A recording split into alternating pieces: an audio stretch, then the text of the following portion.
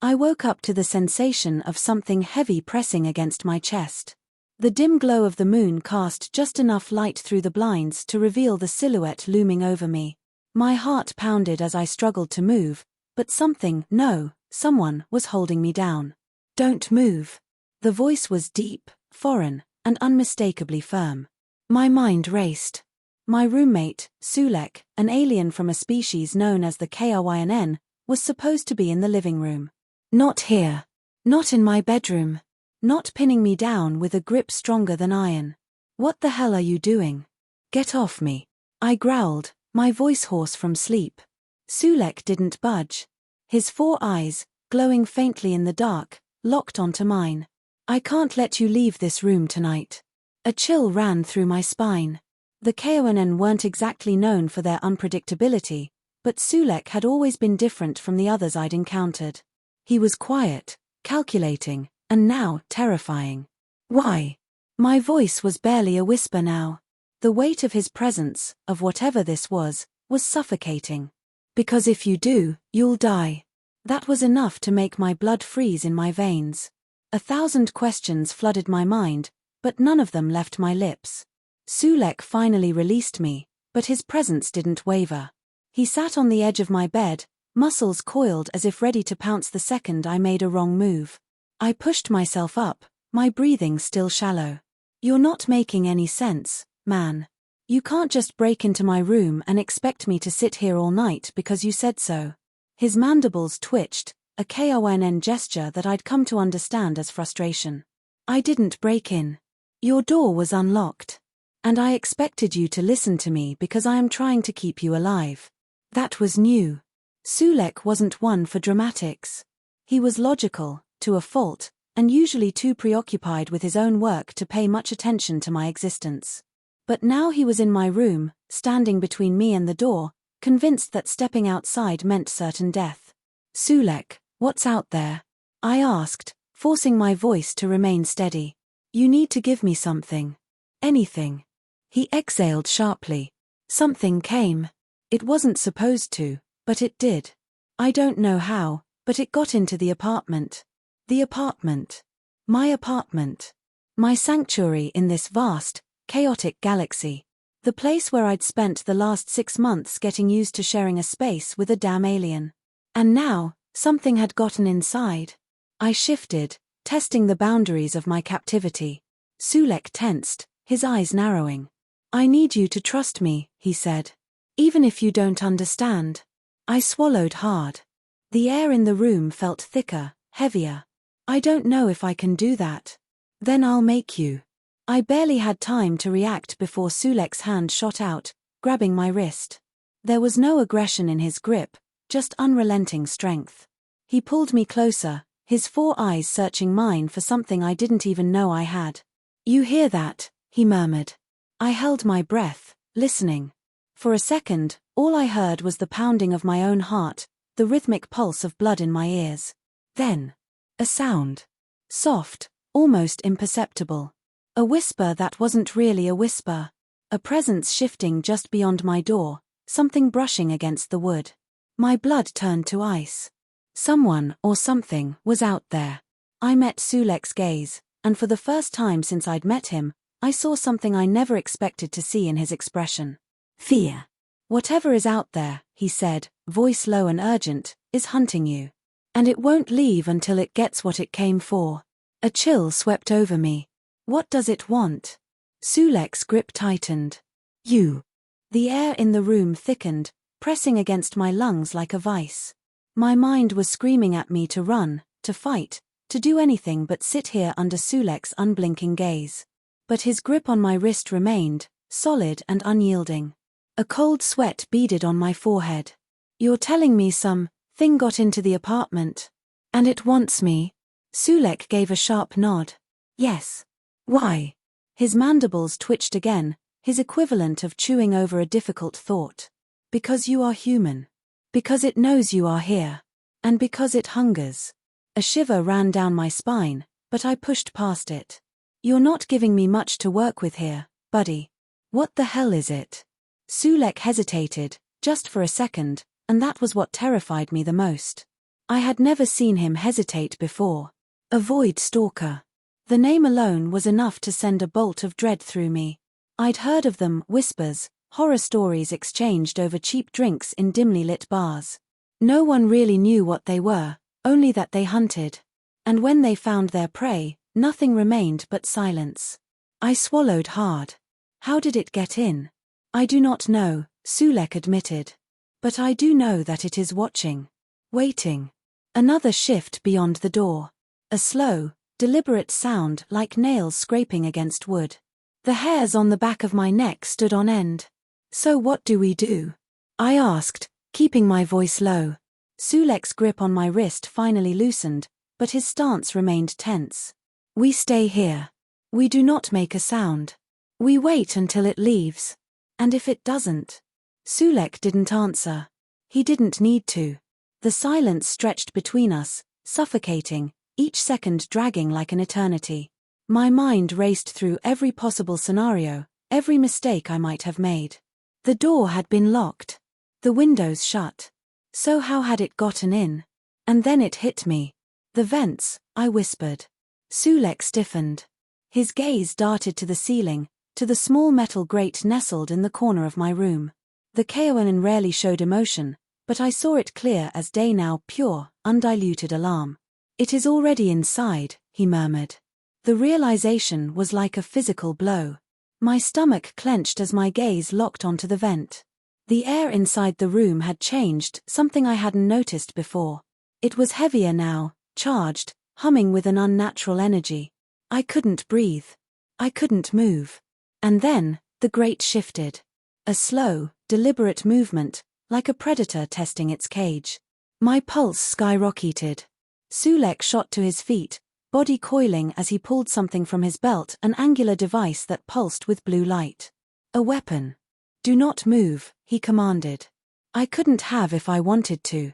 My body refused to obey, paralyzed by the sheer wrongness of whatever was slithering just beyond the vent. A shadow moved within the narrow opening. Then another. And then, I saw it. Not a creature, not in any way that made sense.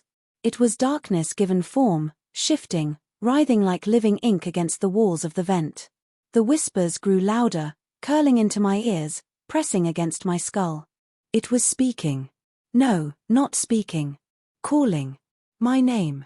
A guttural hiss slid through the air. Sulek reacted instantly, raising the weapon. A bolt of searing light cut through the dark, striking the vent with a crackling burst of energy. The thing inside recoiled with a shriek that sent ice stabbing through my veins. We cannot stay here. Sulek barked, already moving toward the door. Come. Every instinct in my body screamed at me to stay put, to hide beneath the covers like a child afraid of the dark. But this was worse than the dark. This was something that had no right to exist, no right to be here. I ran. Sulek threw the door open, dragging me out into the hallway. The apartment was unnervingly silent, the kind of silence that spoke of things lurking just beyond sight. He moved with purpose, guiding me toward the front door. Then we heard it. A whisper, from everywhere and nowhere. You cannot run. The air thickened again, pressing in from all sides. My vision blurred as if reality itself was warping. The hallway stretched, twisted, became something unrecognizable. Sulek yanked me forward, breaking the illusion, but the momentary lapse had cost us. The door at the end of the hall was no longer there. The apartment had changed. We were trapped. Sulek turned sharply, placing himself between me and the encroaching darkness that pooled along the walls like living ink. Stay behind me. No matter what happens. A shadow peeled away from the wall, forming into something almost humanoid.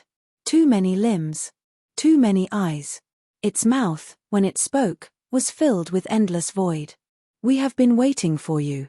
And I realized, with bone-chilling certainty, that this thing had never been hunting me. It had been waiting. For me to step outside. For me to run. For me to be exactly where it wanted me to be. I had walked straight into its trap. The air in the warped hallway pressed down on me like an invisible force, thick and suffocating. My pulse hammered against my ribs, my breathing shallow as I struggled to process what had just happened. The door was gone. The apartment was no longer the same. And the thing that had been watching was here. Sulek's stance remained rigid, his weapon still humming with a faint, eerie glow. He kept himself between me and the thing that had peeled from the wall. It had too many limbs, too many shifting eyes, and that mouth an abyss of writhing darkness, stretching and twisting as if tasting the air. "Do not speak," Sulek warned, his voice barely a whisper. My lips clamped shut, my mind racing. The entity loomed closer, its gaze, or what I assumed was its gaze, locked onto me. It didn't move like anything natural. It glided, its form flickering between solid and mist-like as though it existed on the fringe of reality itself. "You came willingly," it hissed, the voice coming from all directions. "You belong to us now." My stomach lurched. That whisper, I had heard it before. Back in my room, curling around me like invisible tendrils. It had been waiting. Not hunting. Waiting for me to step into its trap. Sulek acted first. Without a moment's hesitation, he raised his weapon and fired. The blast of light cut through the shifting figure, striking its center. For a moment, the hallway lit up, shadows burning away, then the figure let out a distorted screech, the walls quivering from the sound. "Run," Sulek commanded, shoving me forward. I didn't think. I just moved. We tore down the twisting corridor, feet pounding against the unstable ground beneath us. The apartment was shifting, doors appearing and disappearing, walls stretching and warping. Nothing made sense. This place was unraveling, reality breaking apart at the seams. Behind us, the screeching grew louder, the sound digging into my skull. I dared a glance over my shoulder. The figure wasn't gone. It was reforming, its limbs stretching unnaturally as it pursued us. "It's not stopping," I shouted. "It will not," Sulek growled. "It does not need to." We rounded a corner, only to find another dead end. I skidded to a halt, my breath ragged. Sulek cursed under his breath, his eyes scanning the distorted space around us. "Now what?" I demanded, panic creeping into my voice. He didn't answer immediately. Instead, he reached into a compartment on his belt and pulled out a small, circular device. Without hesitation, he slammed it against the nearest wall. The device blinked once, then began emitting a low-frequency hum. The creature was almost upon us. I could feel it, its presence pressing against my skin like static electricity. "This will destabilize the anomaly," Sulek muttered. "But we have seconds. When I say move, you move." The hum intensified. The walls vibrated, the air thick with pressure. The creature lunged, its limbs stretching toward us, its mouth splitting open wider than seemed possible. "Now." Sulek grabbed my arm and pulled me forward just as the device exploded in a pulse of blue energy. The force threw us backward, sending us tumbling through open space. And then, we hit the ground. Hard. I gasped, the air punched from my lungs as I landed on my back. A moment passed before I registered my surroundings. We were outside. The sky above us was dark, the city lights flickering in the distance. Cold air bit at my skin, the unnatural suffocation of that apartment gone. I turned my head, my heart still racing. Sulek was beside me, sprawled on the ground but alive. The device had worked. It had broken the trap, forcing us out. But something still wasn't right. Sulek sat up, scanning our surroundings with sharp, wary eyes. It should not have let us go so easily. A slow, sinking feeling settled in my gut. "You think it wanted us to leave?" His expression darkened. "Or it followed us." Dread wrapped around my spine. I pushed myself up, glancing around. The streets were quiet. Too quiet. Then I saw it. A shadow moving beneath the nearest streetlight. Unnatural. Flickering. Watching us. Sulek cursed. "It is not over." No. It was far from over. Whatever that thing was, it wasn't bound to the apartment. And now, it was in our world. The silence of the city stretched before us, an eerie stillness settling in the wake of our escape. But the presence of the creature lingered. Sulek and I stood in the dim glow of the streetlights, our breaths visible in the cold air, neither of us daring to move. "It followed us," I whispered, the weight of realization settling heavily in my chest. Sulek's mandibles twitched, his 4 eyes scanning the shifting shadow beneath the nearest streetlight. It is no longer confined to that space. It has broken through. A sickening dread settled in my stomach. We had escaped, but at what cost? The anomaly, the creature, whatever it was no longer contained. It had tasted the outside world, and now it had free rein. I clenched my fists. So what do we do? Sulek exhaled, his shoulders tense. We end it. I swallowed hard, nodding. There was no running anymore. If this thing wasn't stopped, more than just us would suffer. It would spread, like a virus, consuming everything in its path. Sulek reached into his belt again, pulling out another device larger than the last, its core glowing a pulsating blue. A collapsar bomb. It will create an implosion, force the creature back to where it belongs. I hesitated. And what if it takes us with it? Sulek's gaze met mine, steady. Then we ensure it does not return. It wasn't a comforting answer, but it was the only one we had. There was no more room for fear, no more second-guessing. We had to act. The creature sensed it.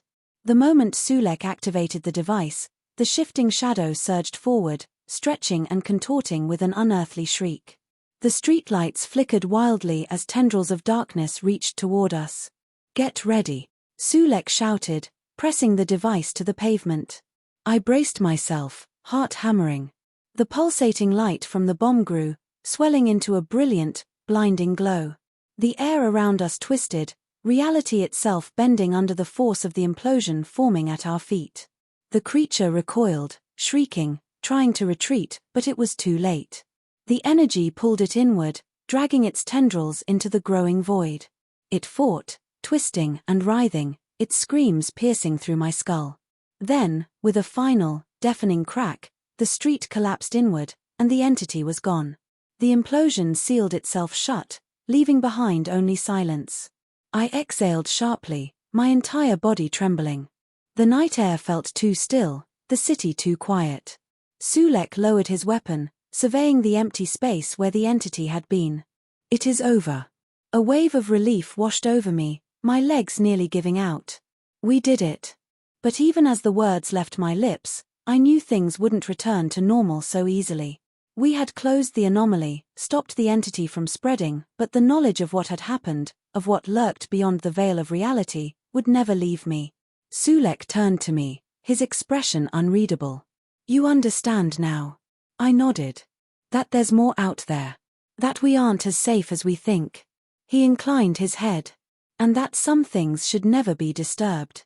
A lesson learned too late, but one that I would carry with me for the rest of my life. We had survived.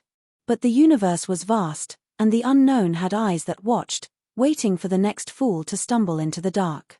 As we walked away from the scene, the faintest whisper brushed against the edge of my consciousness. A voice, distant yet familiar. "We are always watching." I chose not to acknowledge it. Some doors were never meant to be opened. And some nightmares were never meant to escape.